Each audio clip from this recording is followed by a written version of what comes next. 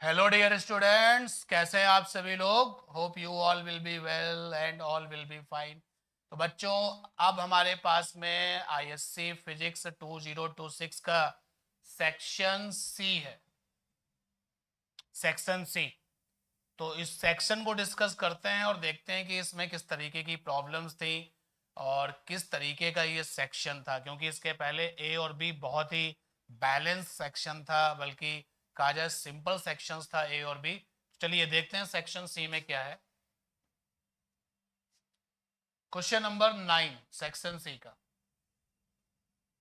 शायद ही किसी बच्चे ने इसको नहीं किया होगा, क्योंकि बहुत ही आसान सा ये सेक्शन है। सेक्शन सी में ये बहुत आसान सा क्वेश्चन है। एक्सियल पोजीशन में इलेक्ट्रिक फील्ड इंटेंसिटी का फार्मूला डिराइव करना है। तो सभी ने किया होगा, सी नोट्स। ठीक है, तो ये फार्मूला डिराइव करना था, सब लोगों ने कर लिया होगा। इक्वेटोरियल वाला तो थोड़ा सा कैलकुलेटिंग होता है, बट ये तो बहुत आसान है। तो नोट्स आप देखेंगे और सभी बच्चों ने इसको किया होगा। चलते हैं नेक्स्ट क्वेश्चन में। 10 number question. Question number 10। In the circuit shown in the figure, how much resistance should be connected to a 10 ohm resistor?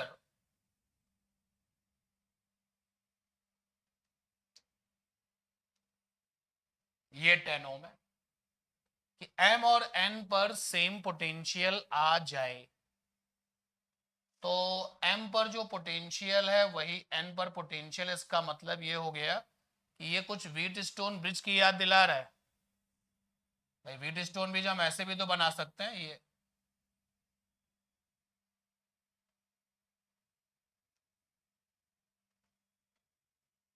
ये ऊपर के दोनों एडजेसेंट पड़ोसी पी क्यू, नीचे वाले दोनों एडजेसेंट आपके आर एस, और ये पॉइंट हमने लिया।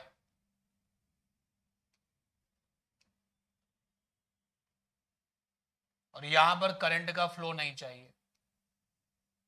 तो ये क्वेश्चन व्हीट स्टोन ब्रिज का है, लेकिन जिस तरीके से ये क्वेश्चन सामने दिखाई दे रहा है वो इस क्वेश्चन को और खास बना देता है, बहुत ही बेहतरीन क्वेश्चन बनाता है। तो इस 10 ओम के साथ में कितना रेजिस्टेंस कनेक्ट करें। अब यहां पर कैसे कनेक्ट करें, सीरीज में करें या पैरेलल में, ये कंफ्यूजन हो सकता है। चलो अगर आप ये सपोज कर लेते हैं, इसको मैं इस रिजल्ट को रिपीट करता हूं कि P upon Q is equal to होता है R अपॉन एस। ये होता है ऊपर के दोनों पड़ोसी अपॉन नीचे के दोनों पड़ोसी। तो P और Q हो गया 3/6, R में 4 हो गया, और S, तो अगर आप कहते हैं कि यहां पर जो रेजिस्टेंस है वो सीरीज में कनेक्ट होगा, तो टोटल रेजिस्टेंस कितना हो जाएगा 10 प्लस, और वो एक्स्ट्रा रेजिस्टेंस मान लेते हैं x है। तो सॉल्व करेंगे, रिजल्ट हो जाएगा 3 2 ये आ जाएगा 10 plus X is equal to 8, X is equal to -2। तो ये तो पॉसिबल नहीं है, क्योंकि रेजिस्टेंस की वैल्यू नेगेटिव नहीं होती है, आपको पता है। तो अब फिर सेकेंड चॉइस है कि अगर हम x ओम का रेजिस्टेंस 10 के साथ पैरेलल में कनेक्ट करें, फिर से आप फार्मूला अप्लाई करें। तो P for 3, Q for 6, R की जगह पे 4, और ये 10 ओम पहले से ही रेजिस्टेंस है। इसके साथ अगर x ओम और आ जाएगा तो टोटल रेजिस्टेंस कितना हो जाएगा 10x अपॉन 10 प्लस एक्स। कैसे निकलेगा, वही पैरेलल वाले रूल से 1 upon R total is equal to 1 upon 10 plus 1 upon X solve करेंगे तो ये आ जाएगा। तो रिजल्ट आ जाएगा यहाँ पे 10x अपॉन में 10 प्लस एक्स। ये आया 1/2, ये 4, 10 प्लस एक्स अपॉन में आया ये 10x। क्रॉस मल्टीप्लाई किया 10x, 4 2 8, 80 प्लस का 8x, ये आ जाएगा 2x इज इक्वल टू 80। 3 1 3, 3 2 6, 1/2, 4 इधर है, ठीक है। 10 प्लस एक्स ऊपर आ गया, क्रॉस मल्टीप्लाई किया, 4 2 8, 80 और प्लस का 8x, ठीक है, 2x इज इक्वल टू 80, तो x इज इक्वल टू कितना आ गया यहाँ पर 40 हो। कैलकुलेशन चेक कर लेना भाई, ठीक है। और अगर m और n पर पोटेंशियल सेम करना है तो इसका मतलब ये हो गया कि इसी व्हीटस्टोन ब्रिज को ये रिपीट करने वाला ही क्वेश्चन है, लेकिन जो वे ऑफ क्वेश्चन जो फ्रेम किया गया वो बहुत ज़बरदस्त है। यहाँ से x की वैल्यू निगेटिव आ रही है जो पॉसिबल हो नहीं सकता, और यहाँ पे जब पैरेलल में इसके साथ लेके चलेंगे, should be connected to a 10 ohm register, ठीक है, तो 10 ओम के साथ में x लिया, 10x अपॉन में 10 प्लस एक्स, ठीक है, ये भी सही है। और ये 3 2 जा 6, 10x अपॉन दिस ऊपर जाएगा 10 प्लस एक्स, और ये रिजल्ट आएगा 10x, 4 2 जा 8, 8 10 गया 80 प्लस का 8x, ठीक है, ठीक, क्लियर। तो व्हीटस्टोन ब्रिज पर की प्रॉब्लम थी जो कि बहुत बेहतरीन तरीके से यहाँ पर आपके सामने रखी गई है। चलते हैं नेक्स्ट क्वेश्चन पे।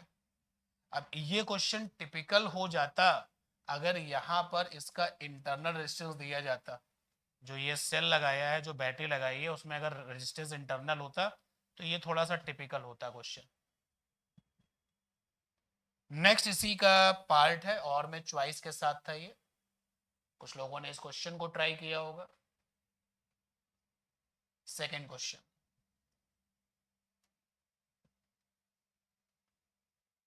सर्किट देख सकते हैं, दो सेल यहाँ पे सीरीज में है,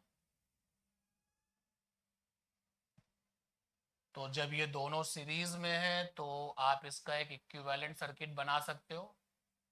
यहाँ पे टोटल ईएमएफ हो जाएगा 6 वोल्ट और इंटरनल रेजिस्टेंस हो जाएगा 314 ओम, और इसके साथ में एक ये सेल है 6 वोल्ट और ये है आपका 12 ओम, क्योंकि सीरीज कॉम्बिनेशन में ई टोटल होता है सिग्मा ई, दोनों सेल सही तरीके से कनेक्शन में है तो E1 प्लस E2, दो ही सेल है, तो ये 2 वोल्ट प्लस का 4 वोल्ट, ये आ गया 6 वोल्ट। यहाँ पर जो सेल है दोनों का इक्विवेलेंट उसका 6 वोल्ट रेजिस्टेंस टोटल ईएमएफ है, और आर टोटल होता है सीरीज कॉम्बिनेशन में सिग्मा आर, तो R1 प्लस R2, ये हो गया 1 और ये 3, यानी कि 4 हो। अब यहाँ पर ये दोनों सेल, एक सेल ये इक्विवेलेंट जो दोनों से आया और एक ये दोनों लोग किस में, पैरेलल में, तो टोटल ईएमएफ पैरेलल में, इन पैरेलल, तो ई टोटल होता है sigma E upon R, sigma 1 upon R, तो अब हमें यहां पर निकालना है सिग्मा ई अपॉन आर, तो this will be E1 upon R1 plus E2 upon R2। E1 यहां पर है 6, R1 है 4, E2 यहां पर है 6, R2 है 12, तो ये आ जाएगा 2 3 जा 2 2 जा और 6 2 जा 12, 6 ओके, ठीक है, सही है, ठीक, 6 2 जा, तो ये आ जाएगा 2 volt. Sigma E by R की वैल्यू आ गई 2, सिग्मा 1 बाई आर निकाल लिया जाए, तो sigma 1 by R will be 1 by R1 plus 1 by R2, तो 1 by R1 is 4 and R2 is 12, LCM लेंगे तो आएगा 12, 4 3 जा प्लस 1, तो सिग्मा 1 बाई आर आ रहा है यहाँ पर 1 by 3, 1 by 4 1 by 12, 1 by 4 12 LCM हो गया, 4 3 जा 12 बन जा, 3 बन जा, ओके, वैल्यू पुट अप कर दीजिए, तो sigma E by R is 2 and sigma 1/r is 1/3, solve करेंगे तो कितना आ जाएगा 6 वोल्ट। तो ये हम लोगों ने फर्स्ट पार्ट कर लिया। Internal resistance of the battery, तो टोटल जो इंटरनल रेजिस्टेंस है बैटरी का वो कितना है, तो निकल के आ जाएगा। कैसे पैरेलल कॉम्बिनेशन में टोटल रेजिस्टेंस कैसे आता था, टोटल रेजिस्टेंस आता था R total is equal to 1/σ1/r, ये आता था। और देखिए आपने वहां पे सिग्मा 1/r की वैल्यू निकाली है 1/3, तो निकल के आ गया 3। तो दोनों ही पार्ट हम लोगों ने कर लिए। ठीक है, बढ़िया क्वेश्चन था ये। उसके कंपेयर में जो व्हीट स्टोन ब्रिज था उसके कंपेयर में मुझे लगा है कि ये आपको आसान लगा होगा, क्योंकि वो क्वेश्चन व्हीट स्टोन ब्रिज से रिलेटेड है, ये डायरेक्ट कोई इंफॉर्मेशन वहां नहीं दी जा रही है। चलते हैं नेक्स्ट पर, 11th number question.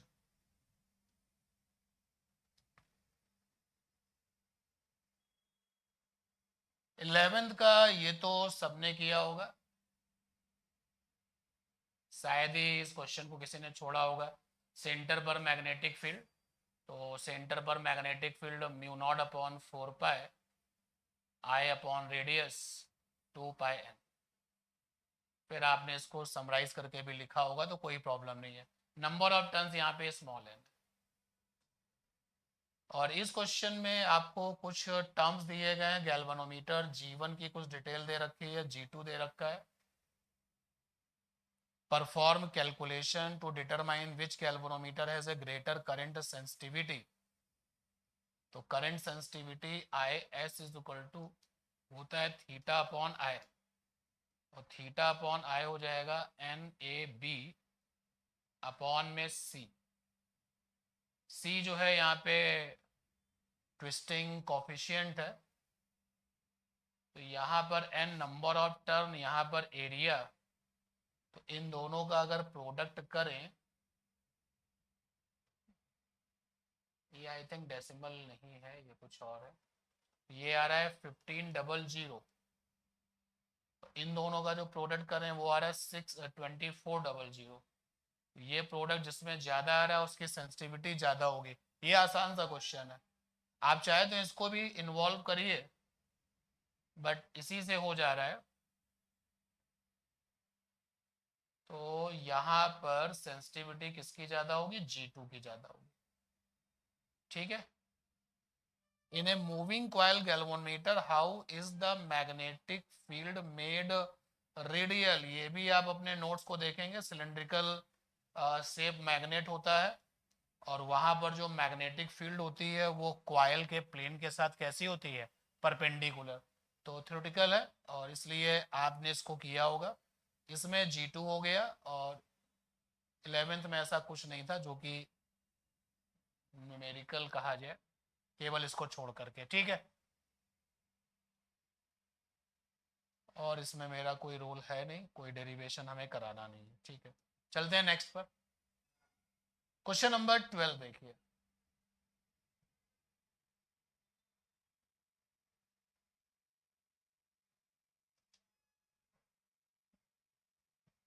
Figure shows a long straight x, ये रहा x, carrying a current I1। ठीक है, ये एक्स हो गया।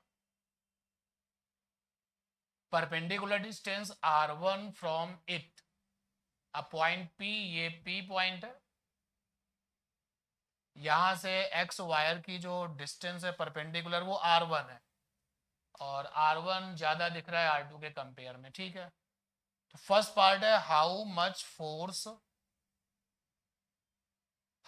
Force conductor X exert on a short conductor Y of the length L which is carrying a current I and kept at point P parallel to the conductor X। तो इस part में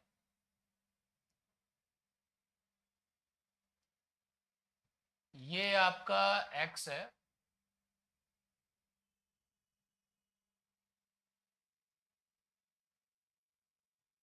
और P वाले point पर ये conductor Y,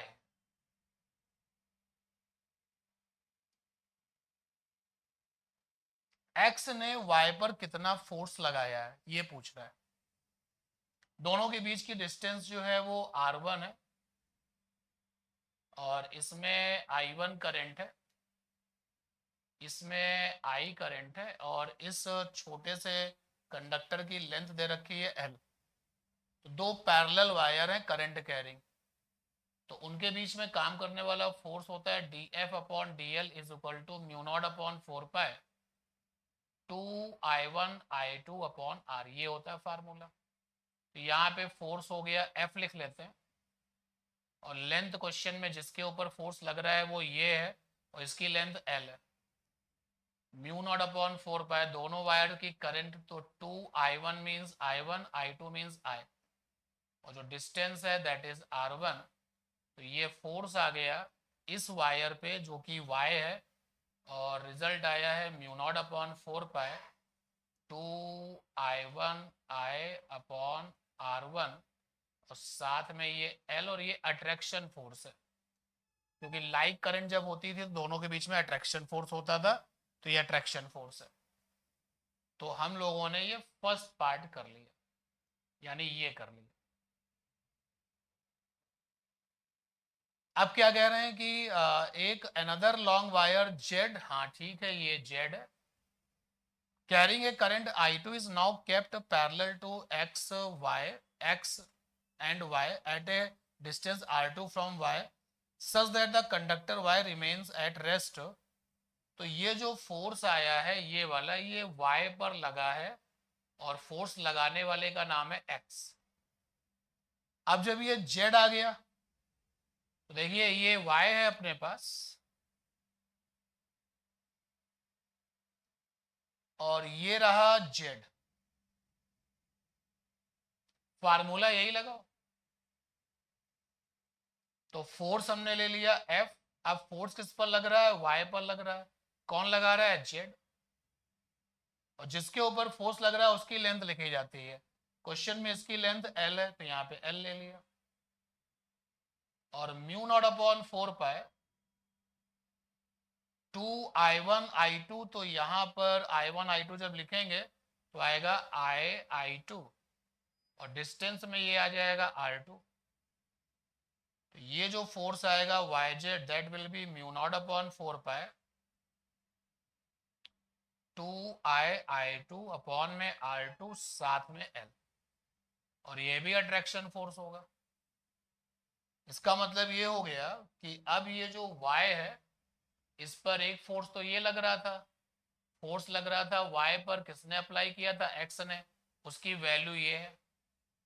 और एक force ये लग रहा है इस पर अट्रैक्शन का, फोर्स किस पर लग रहा है, Y पर, कौन लगा रहा है, Z।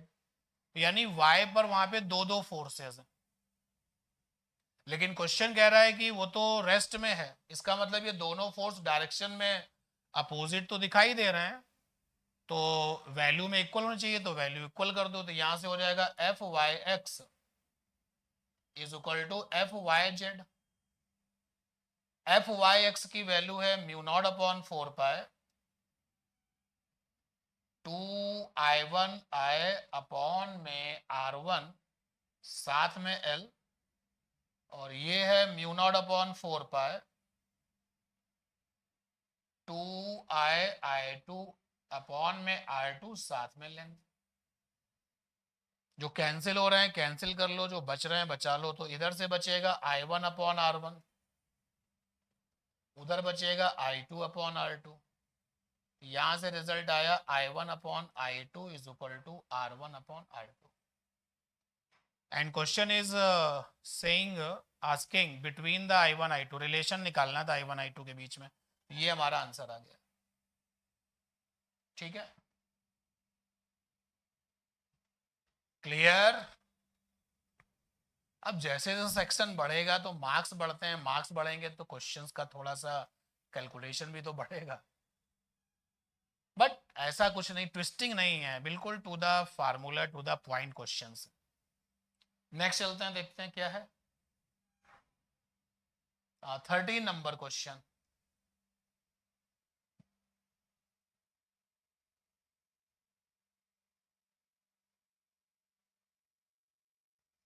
क्वेश्चन नंबर 13,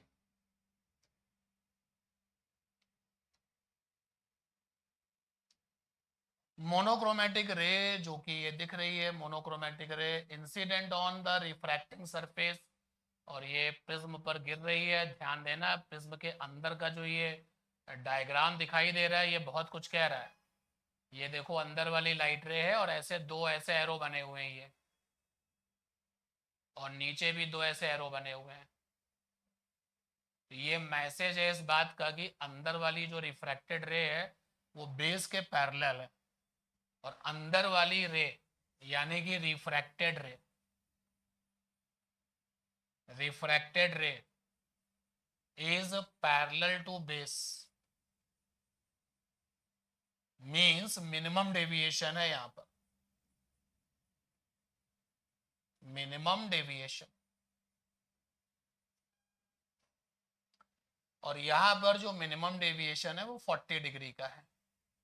क्वेश्चन ने नहीं कहा, लेकिन हम लोगों ने वहां पे देख करके पता कर लिया कि ये क्वेश्चन मिनिमम डेविएशन का है।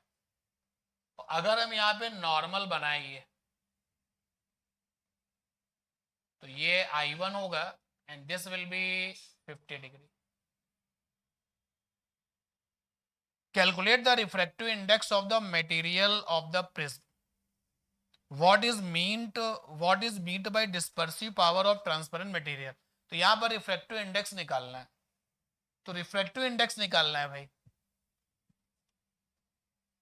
तो मिनिमम डेविएशन अगर है और रिफ्रैक्टिव इंडेक्स पूछा जाए तो बार बार आपसे कहा है फंडा ये लगाओ, म्यू पी अपॉन में mu S is equal to sine A plus delta M by two upon में साइन ए बाई टू। अब ये जो आपका a plus delta M by two होता है मिनिमम डेविएशन में,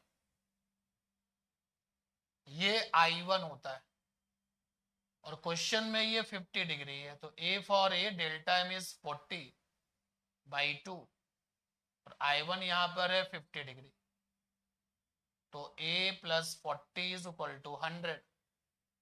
तो यहाँ से a की वैल्यू आ गई 60। तो म्यूपी माने प्रिज्म का रिफ्रैक्टिव इंडेक्स, सराउंडिंग में एयर है, साइन, और ये देखिए ये पूरा पूरा आपका I1 होता है जो कि 50 डिग्री है, तो ये 50 डिग्री अपॉन में साइन ए फॉर है वहां पर 60 बाई टू, तो ये आ जाएगा म्यूपी साइन 30 यानी 2 into sine 50 degree. And ISC students have calculator, तो साइन 50 डिग्री की वैल्यू आप यहाँ पर रखेंगे and you will get the answer, तो आंसर आपको मिल जाएगा। ठीक है, and what is the mean two by dispersive power of A transparent material. तो एज यू नो कि जो डिस्पर्सिव पावर है उसको हम लोगों ने पढ़ा हुआ है, थ्योरेटिकल क्वेश्चन है डिस्पर्सिव पावर का, इसको कलर डेविएशन पावर भी कहते हैं, और वो होता है omega is equal to theta upon delta Y. ठीक है, तो आई होप ये आपने किया होगा। थीटा क्या है, एंगुलर डिस्पर्सन है, और डेल्टा वाई आपका मीन डेविएशन है। आगे जाते हैं तो निकल के आता है mu V mu R mu Y minus. तो ये था 13 नंबर क्वेश्चन। चलते हैं नेक्स्ट क्वेश्चन पर, क्वेश्चन नंबर 14। बेटा जी सबने किया होगा, नोट्स देखना है आपको। फाइनल इमेज इनफाइनाइट पर है और आपको एस्ट्रोनॉमिकल टेलीस्कोप का एक अच्छा सा डायग्राम बनाना है, नंबर पूरे ले लेने थे। 15 number question,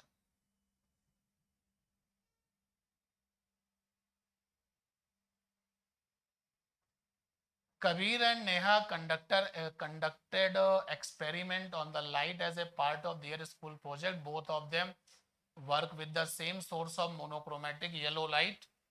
Monochromatic yellow light use की जा रही है. Both obtained pattern on the screen which consisted of alternate bright and dark bands.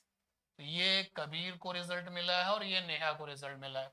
यहाँ पर सारे के सारे फ्रिंजेस जो ब्राइट वाले हैं डार्क वाले हैं वो सेम थिकनेस के हैं। तो ये तो इंटरफियरेंस है यंग डबल स्लिट एक्सपेरिमेंट का। और यहाँ पर देखिए जो थिकनेस है वो कम मतलब सेंट्रल ब्राइट है, उसके बाद आगे बढ़ रहे हैं तो थिकनेस कम होती जा रही है। तो ये जो पैटर्न है वो किसका है, डिफ्रैक्शन का है।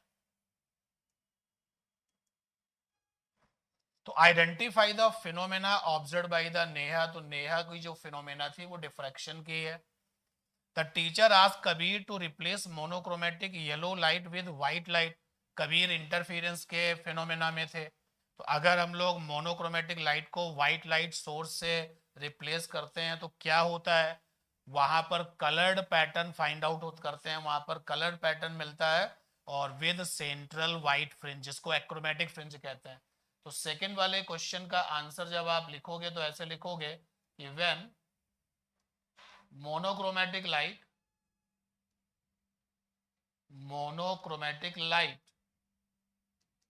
replaced by white light, और कबीर के रेस्पेक्ट में बात करनी यानी इंटरफेरेंस की बात करनी है, देन इन वाइडे ऐसी यानी कि इंटरफेरेंस का जो एक्सपेरिमेंट था, we have coloured fringes, dispersion की वजह से वो फ्रिंजेस कलर्ड मिलते हैं with central white fringe, central white fringe.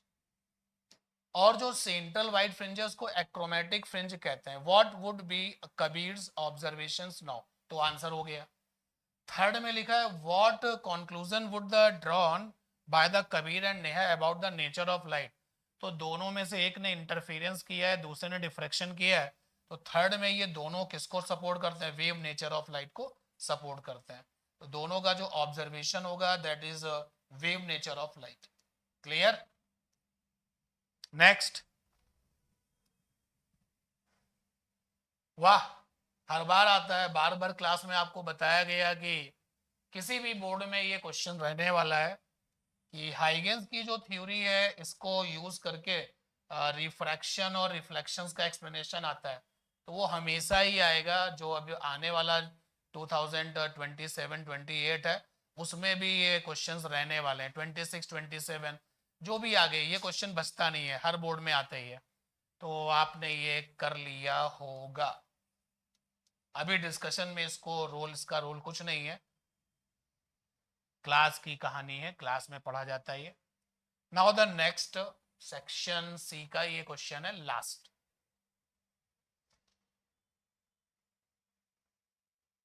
Stopping potential और फ्रीक्वेंसी का ग्राफ है। तो हम लोग भी जानते हैं कि H nu is equal to होता है वर्क फंक्शन और प्लस का stopping potential E V not.